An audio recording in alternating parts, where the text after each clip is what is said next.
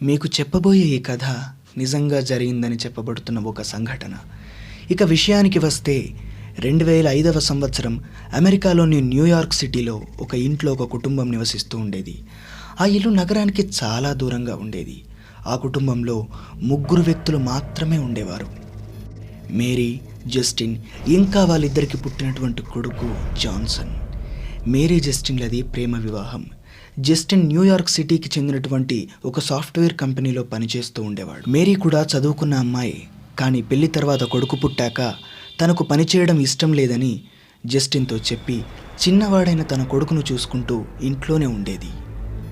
జాన్సన్కి కేవలం 5 సంవత్సరాలు మాత్రమే. కానీ అతనికి అమ్మ అంటే ఎంతో ఇష్టం. మేరీ జస్టిన్లు పెళ్ళయ్యాక కూడా చాలా సంవత్సరాలు చాలా సంతోషంగా ఉండేవారు.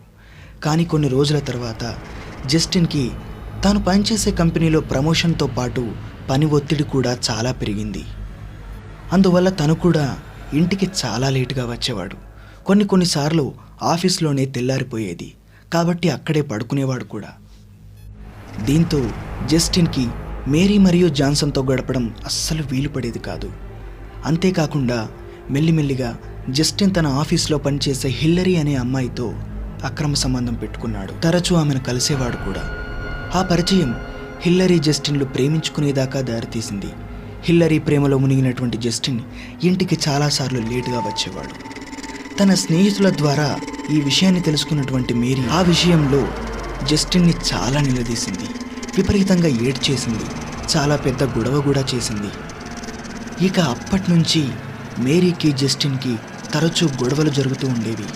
దానివల్ల జస్టిన్ చాలా బాధపడి ఆ బాధను హిల్లరీతో పంచుకునేవాడు. ఆమె అతన్ని బాగా ఓదార్చేది. తరచూ జస్టిన్ హిల్లరీని కలుస్తున్నాడని తెలుసుకున్నటువంటి మేరీ ఒకరోజు హిల్లరీ ఉంటున్న ఫ్లాట్కి వెళ్ళి తనతో పెద్ద గొడవ పెట్టుకొని చివరికి హిల్లరీని విపరీతంగా కొట్టి మళ్ళీ తన ఇంటికి వచ్చేసింది. ఇక హిల్లరీ విపరీతంగా ఏడ్చేసి జస్టిన్కి ఫోన్ చేసి జరిగిన విషయమంతా చెప్పేసింది. ఇక ఈ గొడవలన్నీ చూస్తున్న ఆ 5 ఏళ్ల పిల్లాడు జాన్సన్కి మాత్రం ఏమీ అర్థమయ్యేది కాదు. ఫోన్లో జరిగిందంతా తెలుసుకున్న జస్టిన్ కోపంతో ఊగిపోయాడు. అదే కోపంతో విపరీతంగా తాగి ఇంటికి వెళ్ళి మేరీతో చాలా గొడవ పడ్డాడు.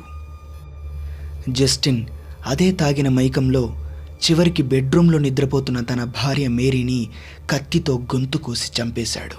స్పాట్లో చనిపోయిన తన భార్య మేరీ శవాన్ని జస్టిన్ తన భుజాలపై మోసుకొని తన ఇంటి కాంపౌండ్లో ఉన్నటువంటి ఒక దట్టమైన ప్రదేశంలో ఎవ్వరికీ అనుమానం రాకుండా గొయ్యి తీసి పాతేశాడు.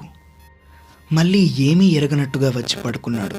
కానీ అప్పటికి నిద్రపోతున్నటువంటి జాన్సన్కి తన తల్లి చనిపోయినట్టుగా కానీ తన తండ్రి చంపి పూడ్చినట్టుగా కానీ ఏమీ తెలియదు. ఆ తర్వాత రోజు నుంచి జస్టిన్ తన కొడుకు జాన్సన్ని బేబీ కేర్ సెంటర్లో జాయిన్ చేశాడు.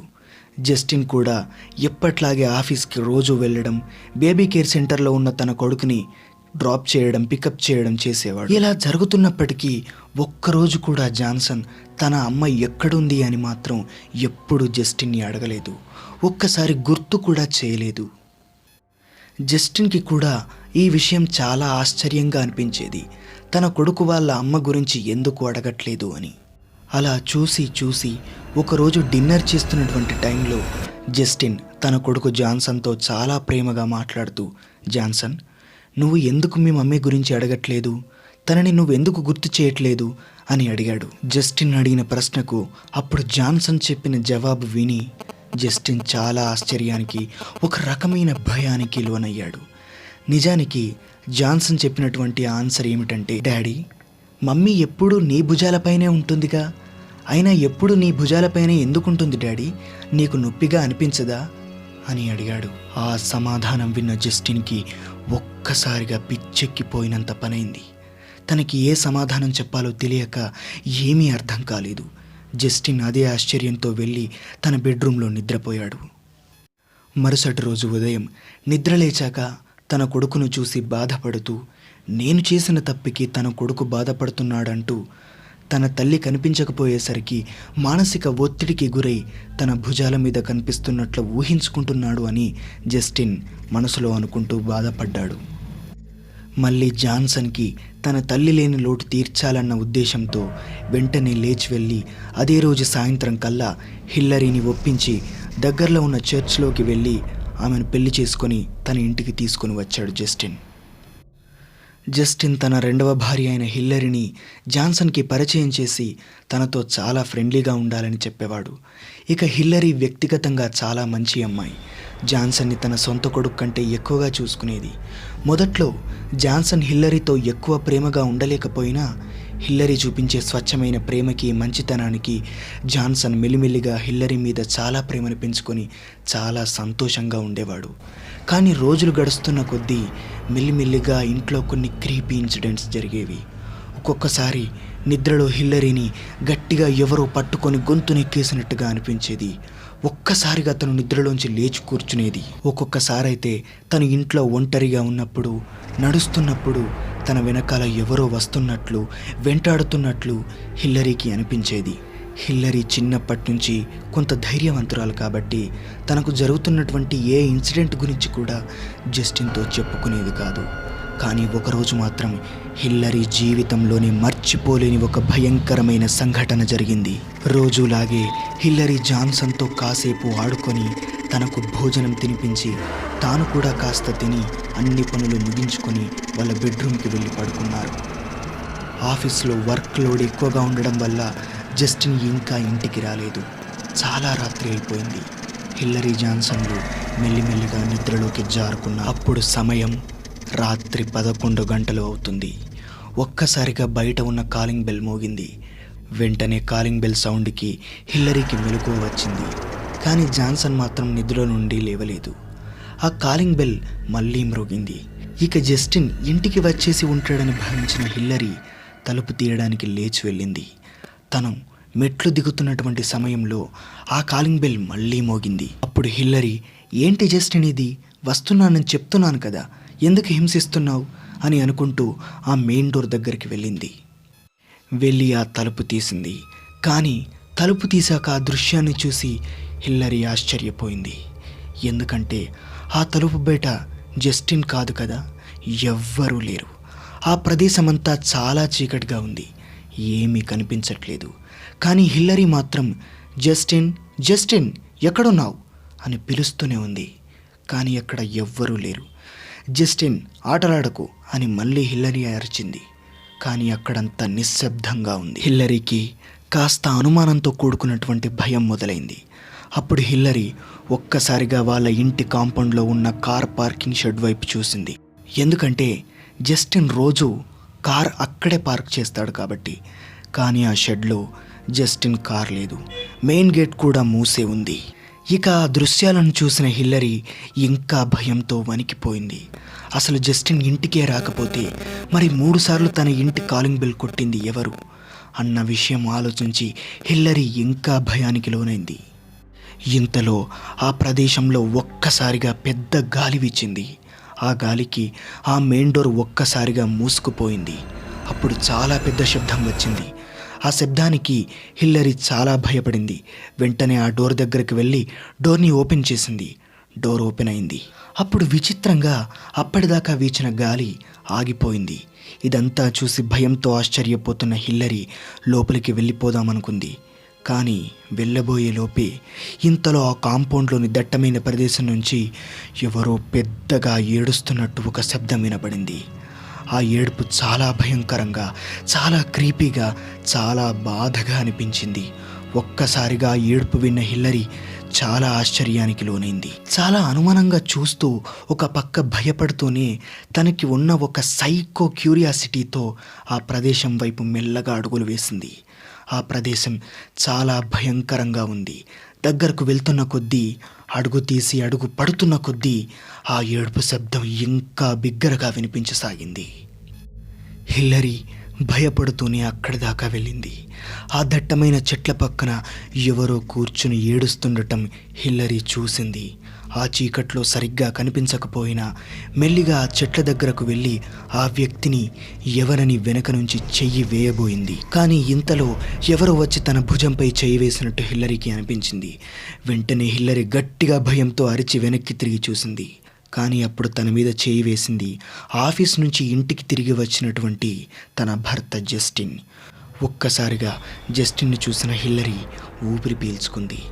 అప్పుడు జస్టిన్ హిల్లరీతో నువ్వు ఇక్కడేం చేస్తున్నావు అని ఆశ్చర్యంగా అడిగాడు. ఇక ఇంట్లోకి తీసుకువెళ్తూ తర్వాత హిల్లరీకి తన జరిగినటువంటి ఇన్సిడెంట్స్ మొత్తాన్ని జస్టిన్కి చెప్పేసింది. నేను నిజమే చెప్తున్నాను అంటూ బాగా ఏడ్చేసింది. ఇదంతా విన్న జస్టిన్ చాలా ఆశ్చర్యపోయాడు అండ్ చాలా భయపడ్డాడు కూడా. అప్పుడు జస్టిన్ చాలా భయపడుతూ ఒక మాట అన్నాడు, ఇదంతా తనే చేస్తుంది అని అన్నాడు. అప్పుడు హిల్లరీ చాలా ఆశ్చర్యపోతూ ఎవరు తను అని అడిగింది.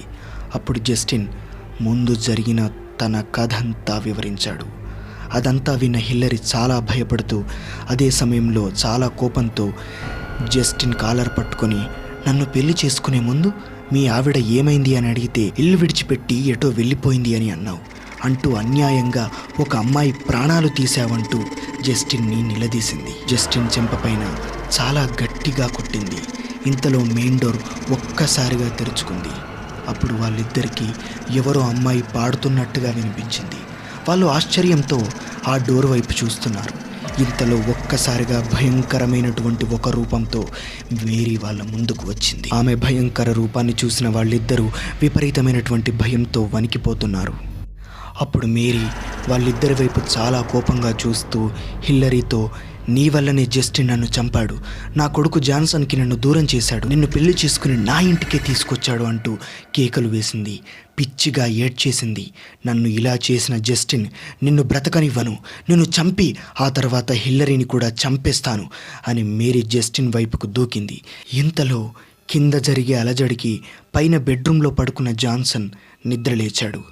లేచి వెంటనే మెట్లు దిగుతూ వచ్చి హిల్లరీ పక్కకు నిలుచున్నాడు. మేరీ మాత్రం జస్టిన్ వైపే కోపంగా చూస్తూ నిలబడింది. జాన్సన్కి ఏమీ అర్థం కావడం లేదు. తన తల్లి మేరీ వికార రూపాన్ని చూసి విపరీతంగా భయపడి హిల్లరీని గట్టిగా పట్టుకున్నాడు. అప్పుడు మేరీ జస్టిన్ గొంతు పట్టుకుని నొక్కేయబోయింది. అతడు తప్పించుకోవడానికి అటూ ఇటూ పరిగెడుతున్నాడు. తనని కాపాడమని హిల్లరీని వేడుకుంటున్నాడు. కానీ హిల్లరీ చాలా భయంతో అలాగే నిలబడి చూస్తూ ఉంది. అక్కడి వాతావరణం చాలా భయానకంగా గందరగోళంగా మారిపోయింది. కానీ ఇంతలో హిల్లరీకి ఒక ఆలోచన వచ్చింది.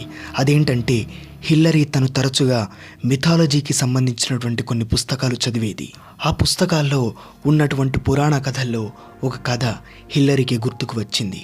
అదేంటంటే ఇలాగే సమాధి చేయబడ్డ ఒక మనిషి ఆత్మ ఒక ఊర్లోని ప్రజలను ఇబ్బంది పెడుతూ ఉండేది.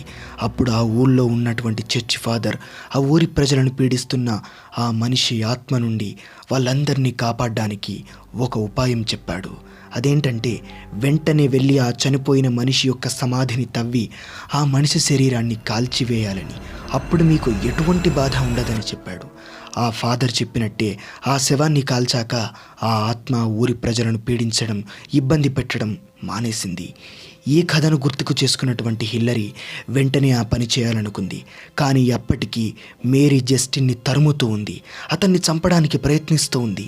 బిగ్గరగా నవ్వుతూ అతన్ని గాల్లోకి తీసుకెళ్లి వదిలిపెడుతూ ఉంది. అప్పటికే హిల్లరీ మేరీ సమాధి దగ్గరికి వెళ్ళి తవ్వడం ప్రారంభించింది. కొద్దిసేపటికి పూర్తిగా తవ్వి ఆ శవాన్ని చూసింది. అప్పటికి కాస్త భయపడిన కొంచెం ధైర్యం కూడగట్టుకొని అప్పటికే జస్టిన్ కారులో ఎక్స్ట్రాగా ఉన్నటువంటి ఒక డీజిల్ క్యాన్ను తీసుకుని మేరీ శవం దగ్గరకు వచ్చింది.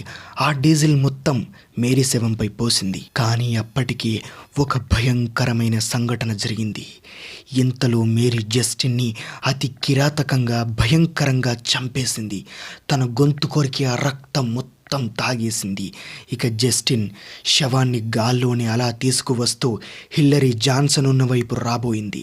ఆ దృశ్యం చూసిన హిల్లరీ చనిపోయిన జాన్సన్ శవాన్ని చూస్తూ బిగ్గరగా ఏడుస్తూ అరుస్తూ భయపడిపోయింది. ఇక వెంటనే తన చేతిలో ఉన్నటువంటి లైటర్తో మేరీ శవాన్ని కాల్చేసింది. అప్పటికే జస్టిన్ శవంతో గాల్లో అక్కడి దాకా వచ్చినటువంటి మేరీ తన శవం కాలిపోయేసరికి జస్టిన్ శవాన్ని ఆ మంటల్లోనే వేసి వదిలేసింది. ఆ 2 శవాలు పూర్తిగా కాలిపోయి మేరీ ఆత్మ అక్కడి నుంచి మాయమైపోయింది. ఆ 2 శవాలు బూడిదైపోయాయి. ఇక హిల్లరీ వెంటనే జాన్సన్ను తీసుకొని ఆ కారులో అదే రాత్రి ఆ ఇల్లు విడిచి పారిపోయింది. ఆ తర్వాత కొన్ని సంవత్సరాలకు వాళ్ళు ఇదంతా మర్చిపోయి చాలా సంతోషంగా జీవించారు.